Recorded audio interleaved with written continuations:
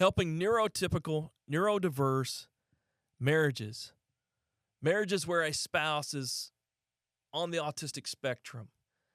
Again, I've not really heard this conversation. There's not many resources when we deal with the spectrum and faith. I'm excited to see what David and Kayla are cooking up with that. I think the challenges in a marriage where one partner is neurotypical, the other is neurodiverse, are some of the greatest challenges. Because really, when we come down to relationships, when we come down to marriage, the number one issue is communication. And this situation makes for some of the most challenging communications. And so I wanted to have this conversation about how they have weathered the storm and how she's helping others, because I believe it's something that can then shed light into all of our marriages and relationships. Our children are leaving the faith in droves. As a result. I got to pause here. We're going live right now. How can we raise our kids to stand firm, have a faith that lasts, and navigate such a time as this? We're hearing reports that our nation's capital has just been... To turn a nation, you have to take the next generation. Today in the news, COVID-19 note. I'm Jake McCandless, and this is my podcast, Stand Firm Parents. We're working together to help our children have a faith that lasts. And now, here's Jake McCandless. Yep, I'm Jake McCandless. This is Stand Firm Parents. I am in LifeWord Studios. And how about we tackle the number one question I see come up in Christian parenting groups on Facebook? It's the number one question I hear asked. And it really seemingly has nothing to do with parenting, though it may have everything to do with parenting. That I'm not sure if that made any sense. Maybe you know what I'm talking about here and where I'm trying to say, because we're going to talk about marriage. Everything we seem to talk about as we're talking about helping our families have a faith that lasts always comes back to us. We can't ask our children to do what we're not doing. We talk about the 3E strategy, that we first expose them to our faith, our walk with the Lord. Then we help them see the experience and experience our walk with the Lord.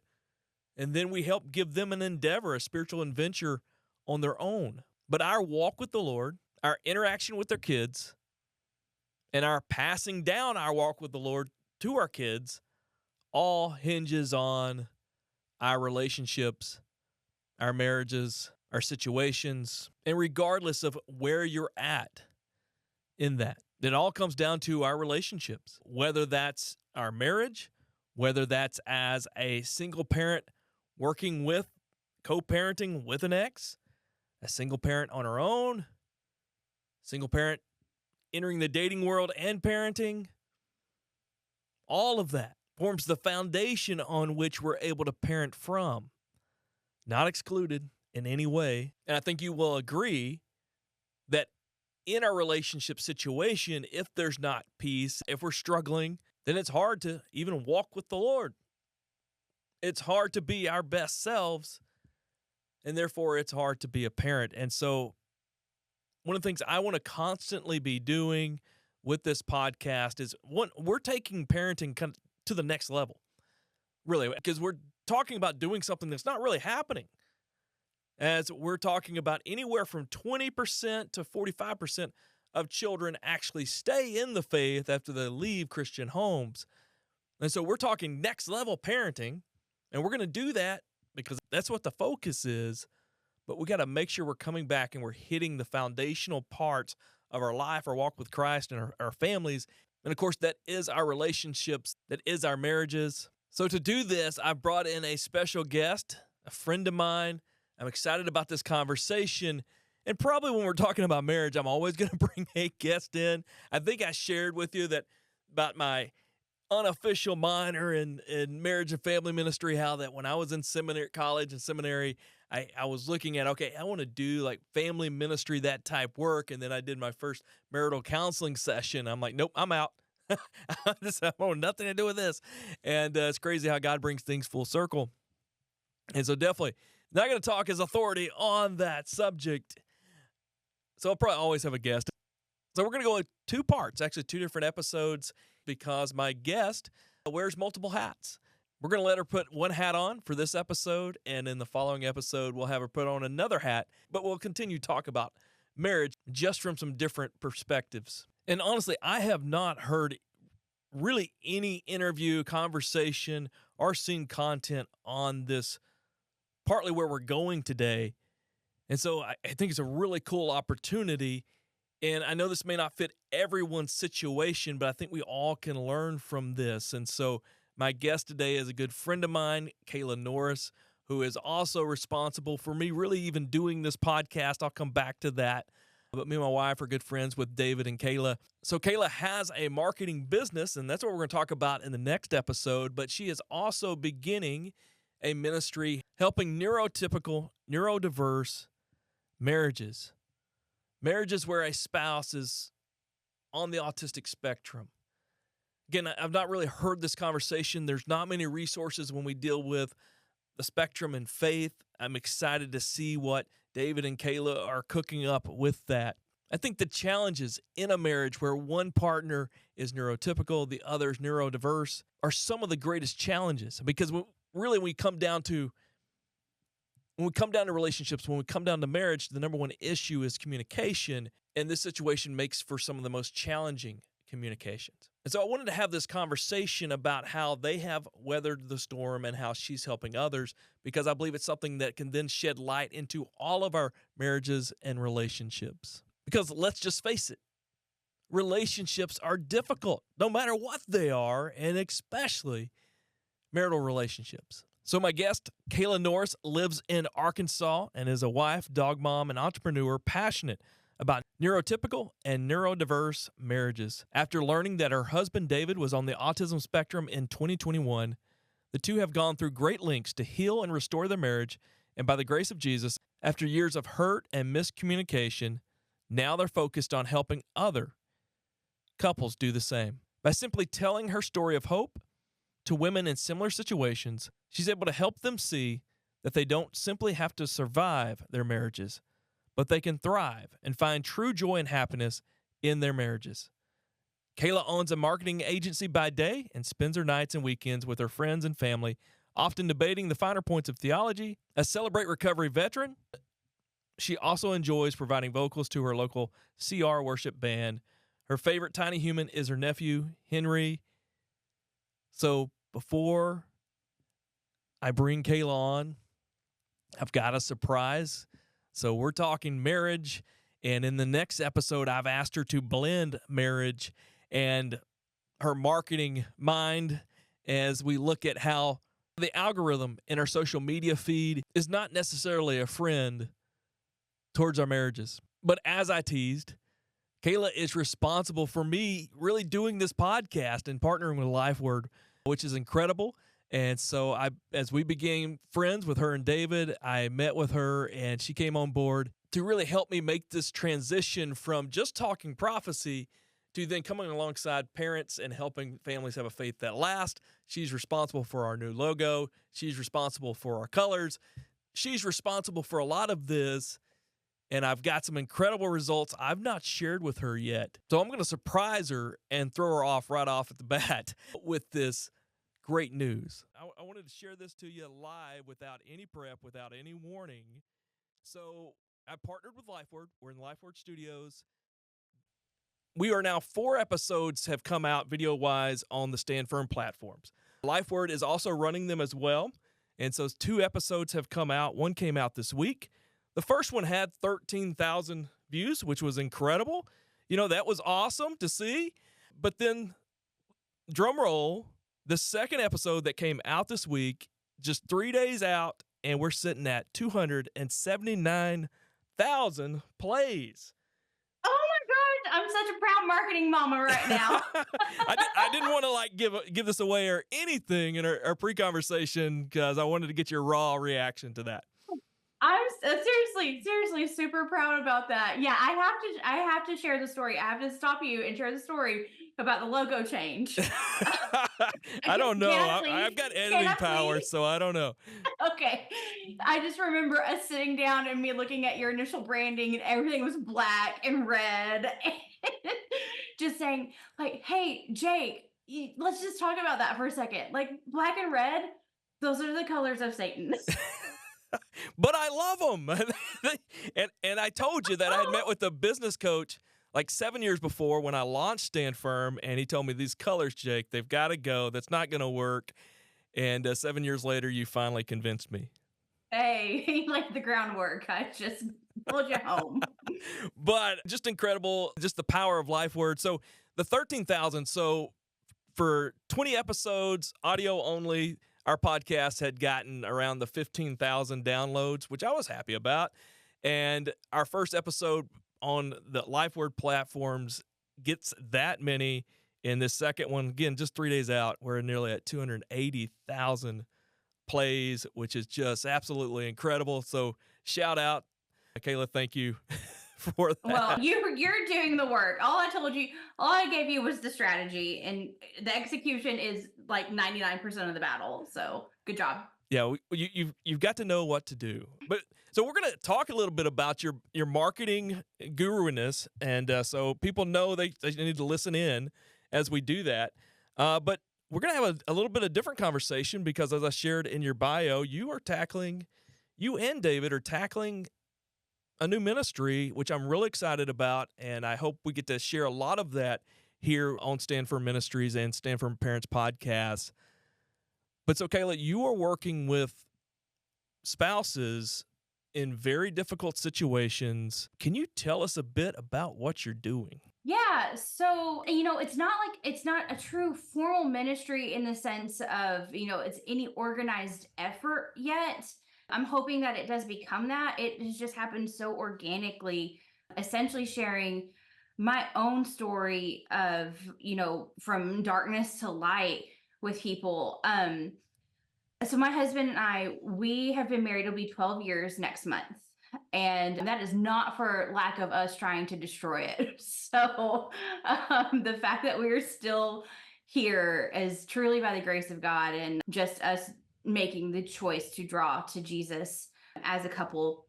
So it'll be 3 years ago this fall, we learned that my husband was on spectrum and the autism spectrum. And that was so eye-opening. I had seen the signs of that for, the previous 9 years of our marriage, but that's a hard thing to say to someone. And he's so brilliant. My husband is like genius levels of brilliance that I didn't really, I questioned it, I questioned if I was right about that.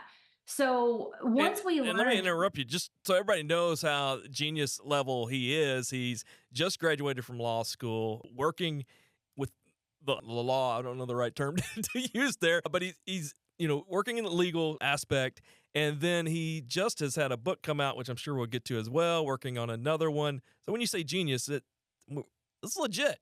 It's legit. Okay, he sorry. really is that smart. No, he really is that smart. And it's so funny. Like, I feel like our friends around us, they test his knowledge all the time. Like they literally just treat him like a Google. It's like a Google search. It's so funny. It's fun for me. I'm so used to it. But then to see other people around us go, it cracks me up. So yeah, so having that information, it really changed the course of our marriage. It helped give me so much grace and understanding for why things were the way they were between us. Also, it validated me and where I had been. I'm not crazy. Our marriage did have additional challenges. So once we kind of, went through a year of wrestling with that, struggling with it, processing, talking all of it out, getting, appropriate help from outside resources and just drawing to the Lord through that, I decided to join some groups on Facebook and start being open about what I was going through. And what I didn't expect was to meet so many other women who were in my situation and banging their heads against the wall. The divorce rate for neurotypical, neurodivergent couples is about 85%. Wow. compared to the divorce rate for, the standard like American divorce rate, which is still not great. It's like 50%, right? Yeah. It's still really high, but we are in the minority of couples who make this work. I wouldn't be surprised if the numbers were even higher than that, because actually getting a diagnosis, especially as an adult, is harder to do.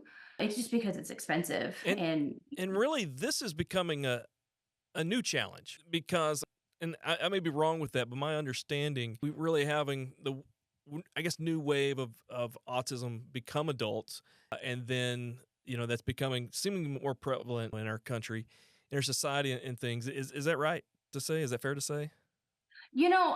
I'm not sure that it's new in terms of like genetically, or that there hasn't been autism throughout the course of history. But I do think that we have finally put a name to it. Yeah. We can identify that. I'd say that we can look at people, especially some of the most brilliant people throughout the course of human history, and to read their descriptions, by their friends and everything, seem to have, some spectrum tendencies. So I do think that it has always existed. You were talking about the difficulty, 85% of marriages ending in divorce, and probably not taking long to get there. You guys are way ahead of the curve. So you're speaking into mainly wives who are in this situation. What are you telling them? So first of all, they're not crazy. They're not crazy. Yeah. You are in a more challenging marriage than perhaps your peers. And that was one of the games that I played with myself. Why isn't my marriage like those around me? Why am I not having those experiences? And we all know that comparison is a thief of joy. I was so focused on the challenges in my marriage that I wasn't seeing so many of the beautiful parts of my marriage. My husband, and this tends to be true for men who pursue the Lord on the spectrum, because they fall in a certain category of behavior and everything. They're very tangible people. He is a gift giver. Like if he knows that he gave me something, like he can check that box off in his mind and see, I did that. Like I know that thing got done, and that is an expression of love to her. So I had to help these women shift their mindsets to focus on the positives within your marriage. Yes, your husband is not going to sit down with you and have the same kind of touchy-feely conversations that other women might get in their marriages. But that could come. I get that now. I didn't get it for 9-10 years. I did not get that. But what I have found, and I try to encourage them, is your husband is not a narcissist. That's a huge thing in the autism community, because people on the spectrum, they tend to have fixations, right? Like they have these things that they are focused on. My husband's fixations, he has different things that he is paying attention to. Right now, his thing is his book binding and Bible rebinding. He's so good at it. It's so fun. And I love seeing his creative mind work and his mechanical mind. But now when he's working on a project, he brings that into the living room. So he's present with me and we're hanging out together, but he's still doing what's natural and what his brain needs. So I try to tell them, like, how get into their world and invite them into yours. Just, do these things together. It will go a long way. It will make you feel way less alone. More than anything, I listen to them. I just like to listen to these women and hear where they're coming from. And on the narcissism point, I feel I want to be careful about how I say this, because there are some women that I encounter who kind of self-diagnose their husbands with autism.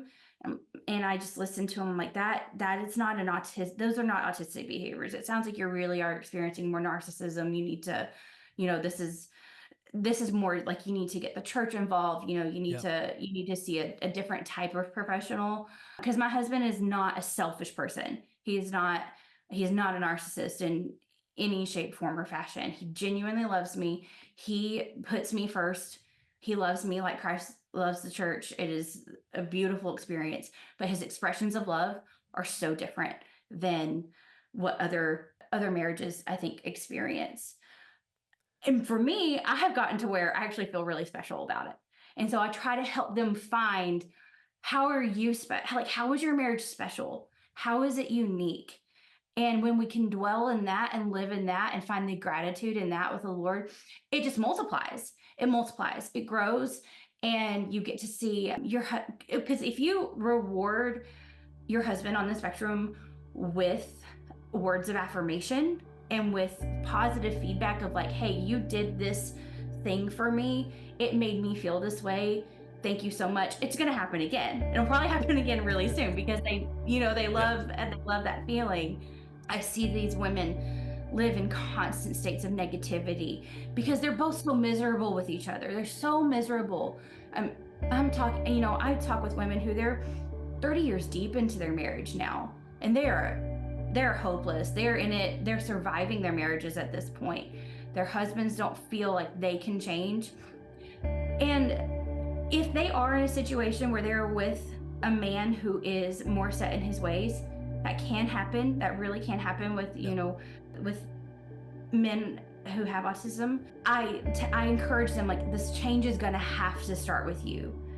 And not in a, you got to leave your home, and be in rebellion to the Lord kind of way, but in an act of love and service. I lived in 1 Peter 3 for, 8 years, maybe not quite that long, but I lived there for so long, about how wives are supposed to submit and serve their husbands. And that changed so much of our marriage for the better. So if you will lead him in love in that way, I would be shocked if you did not receive it back and start seeing those changes, and document the little changes, document the things that you see, and verbally, audibly always tell them, thank you, that made me feel like this.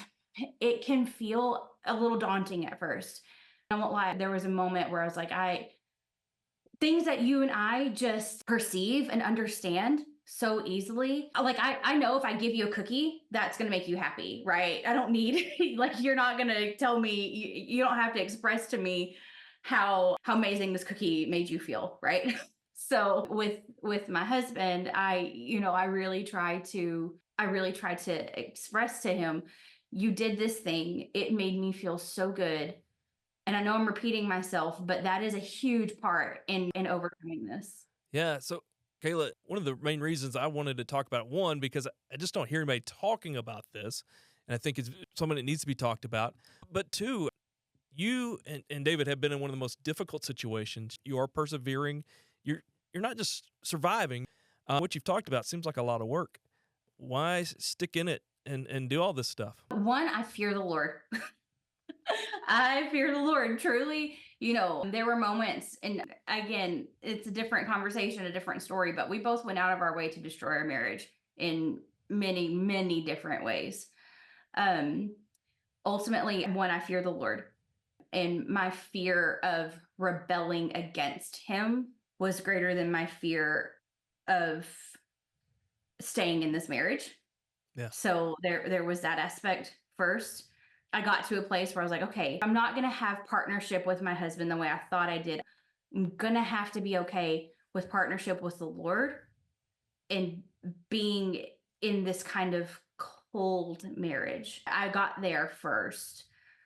Then I broke. I really did break. And I attempted leaving. Again, that fear of the Lord came back to me in a really serious way. But in that time period, I'm going to cry if I talk about this too much. In that time period, that is when my husband really sought the Lord, saw his own. This was before we learned about him being on the spectrum, but he saw his flaws. He saw the way that he had treated me. And, I'm going to cry if I talk about it. He saw what had happened, came back around and pursued me the way that the Lord pursues us. I could see it.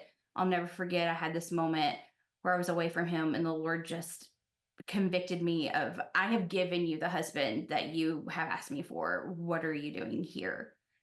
So I came home, and it has been a completely different experience ever since. A year later, we learned that he was on the spectrum. We had already made so many changes, but whenever we got that diagnosis, it made everything make sense for us. It was a true validator for me, like I said, and helped him make sense of so much of his life. It was a big challenge at first, but the why do this? I fear the Lord, and I have always loved my husband. That has never not been the case. He is an incredible man. He's so handsome, and I just love when it's good. When it was good, it was so good, So I held on to those moments, but it's ultimately the right thing to do. We made it way too easy on ourselves as a society to get out of hard things. Yeah.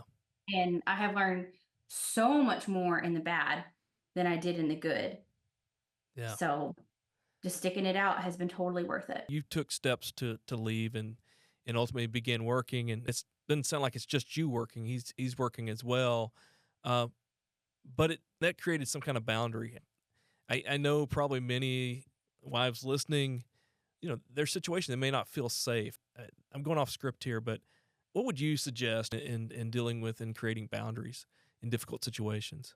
Yeah. So number one, I would not advise my situation. I left and I did not leave under the right terms. If you are physically, emotionally, mentally, like truly unsafe, some of the best counsel I got going through this process, and there will probably be a ton of people who disagree with me. If you are unsafe in those ways, there are so many resources available in your communities, around you.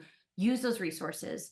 But some of the best advice I received, my husband never made me feel physically unsafe. He never made me feel unsafe. He made me miserable. I want to clarify that. But I was told, hey, there's not a problem with you leaving, putting that separation between you with the goal of reconciliation and explaining like, hey, I have to go over here for a while until you decide to correct this behavior, until you decide to stop treating like this.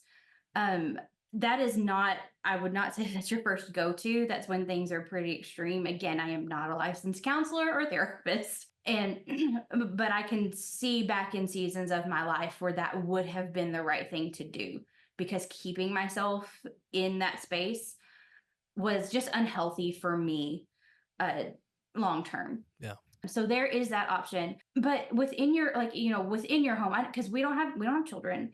And I know there are so many women who are doing this, like with children in the home and things like that, and setting boundaries. You have to be very clear. I will not be spoken to like this. I am not your emotional punching bag because you don't know how to properly express yourself. You need to find a journal outlet for these men. I have found to be really, really, really beneficial for their marriages, because they get all their frustrations out and then they're not taking it out. Because what I think one of the things that women in these marriages don't understand is that we are their safe space. We are the safe space for men men who have autism. And so that means we get the good, the bad, and the ugly, because we are their only emotional processing sounding board, but they don't know how to do it well. So then we perceive it as abusive, and it can be. Like, I do not want to discredit that by any means. Right. But we perceive it in such negative ways, and it is. So you have to make those boundaries. You have to set those rules, and you have to stick to them. You have to stick to them. But maintaining a mindset of prayer, love, and humility. Humility was huge for me in recovering in our marriage. Just having to, die to myself in this process was game changer. Kind of like I said, I lived in 1 Peter chapter 3, and knowing that, like, my ways, what I want, what I think a marriage should be, that is not what matters. What matters is what the Lord wants for me, and what he wants is my obedience. He wants my humility. We are not called to happiness. We are called to serve Jesus. And that is a hard pill to swallow in your house. That is a really hard pill to swallow in your marriage, because we look to the other person to be our happiness, to be our safety too. Again, your husband should be your safe space. And I want to say, my husband was not my safe space for so long. That can be redeemed. He is my safest person on the planet now. There's not a thing I don't tell him. There's not a feeling of insecurity that I have with him anymore at all. And I know that he genuinely deeply cares to hear what I'm going through. He's a fixer. Men tend to be fixers. No, we're not. So we very often have is this a fix it or feelings conversation? We'll do that every now and then. And it's more often just feelings. I never want you to fix it. I just want you to listen to me. So those are the kinds of conversations that you have to have within your marriage. Yeah. So you begin with talking about taking us to, as a spouse, as a wife in this situation, realizing, hey, you're not crazy. This is going on. There is a cause. You spoke to the boundaries, and you made that quote. I think Gary Thomas made that quote famous. Marriage isn't about happiness; it's about holiness, which is truth there. But then sometimes I think it can be rode out to a dangerous situation, and Absolutely. I think you would agree. But I've been around you and David now for a couple of years, and it seems like you have found happiness, and so it can be achieved as you're pursuing holiness as well, it seems. Yes. As a result of both of us pursuing holiness in our marriage, we ultimately found happiness with each Yeah. other. And I'd like to say, before I found true happiness with David, I did get to a place of Jesus was enough, and I did have happiness there. And there was a lot of trust broken between us on both ends, and a lot of unhappiness and bitterness and resentment between us. And so it took us both pursuing Jesus first, and then we just ended up meeting and finding happiness as a result of that pursuit. One of the main things that you're giving these wives and these couples is hope. Could you speak a bit to that hope? Yeah, so I think we are a rare success story in the autism community. And in the groups that I'm in, I see so much sadness, and they use the space as a safe space to vent their frustrations, to be heard, and to hear other people's stories, and to be validated in what they're going through. Totally fair enough. Anytime I post in there, I try to post, I'd say 90% positive and 10% raw. So and then the 90% positive is very raw as well. But I brag on my husband. I just show them this is what is capable, this is what's possible, for your marriage, and showing them how to incorporate his autism into their lives, and to meet them in their journeys. Because I want to show them we do not have it all figured out yet. Yeah. I'm not a guru in this. I just want to share my story. And since my story is one of hope and light and having achieved what seems to be the impossible in a spectrum marriage, I want to share that so that they see that it is possible. This has been incredible. I wanted to have this conversation because the topic that comes up in every parent group that I'm in, it comes up. Marriage is the foundation. Our relationships are the foundation. And I think what you are speaking into, what you and David have walked through, speaks to some of the most challenging situations. Because the number one issue in marriages is communication. And that's been the challenge, the uphill battle that you guys have faced. You've given us a lot of great input. What would you speak to far as a practical step that couples could take to begin to move towards this hope that you've talked about? So much of this is very difficult without community. So getting connected with, depending on, your age, getting connected with a marriage that is more seasoned than yours. And no one has to be on the spectrum there. They don't have to have the same challenges that you have faced, but getting connected with someone who has weathered storms and who are pursuing the Lord, so that you have an example set before you.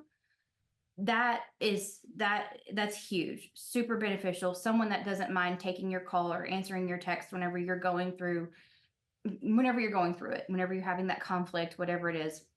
Having that support system is major in trying to go through and heal your marriage.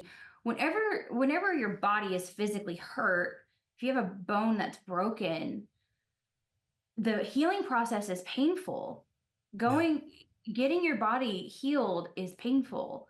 Getting your marriage healed is painful. It is talking about things that you haven't wanted to talk about. It is feeling things that you haven't wanted to feel. I still struggle with that. When my husband and I were going through the thick of it, I would sit in my car by myself and think about the things that he would say or not say, do or not do. And I would cry about them until I didn't feel it anymore, until I didn't cry anymore, until I could think about it and it didn't affect me. Such unhealthy behavior, super unhealthy behavior. And now, whenever he makes me feel a certain way, or if he does something, I'm able to talk to him about it, or I have people to talk to about it first, just say, hey, am I overreacting, or can I process this with you? So community. I can't stress that enough. And finding your safe person, beyond just your spouse. That's a big part of it. Incredible. Kayla, thank you so much. And so we're going to extend this conversation, extend it to another episode, because I want you to take off the marriage hat for a bit, the ministry hat for a bit, and let's put on a marketing hat, because I want to talk about how the algorithm and social media is not necessarily a friend to our challenging marriages. Kayla, again, thank you. Absolutely. Thank you, Jake. You've been listening to Stand Firm Parents. Stand Firm Parents is a production of Stand Firm Ministries in partnership with LifeWord Studios, created by Jake McCandless and Brandon Harrington of Dime Collective. Again, thank you for listening, and be sure to subscribe, share, and most importantly, stand firm.